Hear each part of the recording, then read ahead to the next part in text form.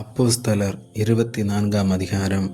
5 நாளைக்கு பின்பு பிரதான ஆசாரியனாகிய அனனியா மூப்பர்களோடும் தெர்த்துல்லு என்னும் ஒரு நியாய சாதுரியனோடும் கூட போனான். அவர்கள் பவுலுக்கு விரோதமாய் தேசாதிபதியினிடத்தில் பிராது பண்ணினார்கள்.